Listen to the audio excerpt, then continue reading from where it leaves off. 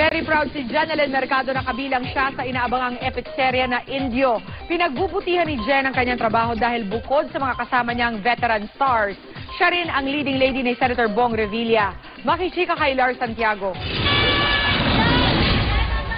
Hindi na bago kay Jenelyn Mercado ang pakikipagtrabaho kay Senator Bong Revilla Jr. dahil minsan na silang nagtambal sa pelikula. Ngayon, siya muli ang leading lady ni Bong sa malaking epic serye ng GMA na Indio.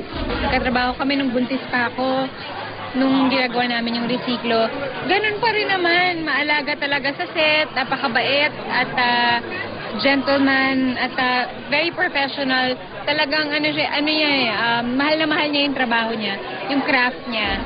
Proud na proud si Jenelyn sa pagiging bahagi niya ng Indio dahil nakakaluga raw sa laki ang proyektong ito na mapapanood na simula sa Lunes pagkatapos ng 24 oras. Pagdating naman sa kanyang co-stars, talagang pinagbubutihan daw niya dahil magagaling na mga veteranong artista ang madalas niyang kaeksena. Gagaling nung mga tatay ko, si Tito Michael de Mesa. Talagang ang gagaling nan. Stepmom ko si Miss Jackie Lou. Talagang hindi ako halos nahirapan kasi kailangan kong galingan kasi kailangan kong galingan dahil ang gagaling ng mga artistang makaka-eksena ko.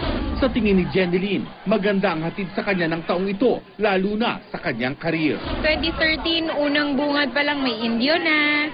Meron akong tinatapos na pelikula kasama si Lovey at si Paolo. Tapos may Hot TV, may Party Pilipinas. So talagang nakakatuwa. Tapos may mga pasingit-singit na endorsements, ganyan. Lars Santiago, updated sa Showbiz Happening.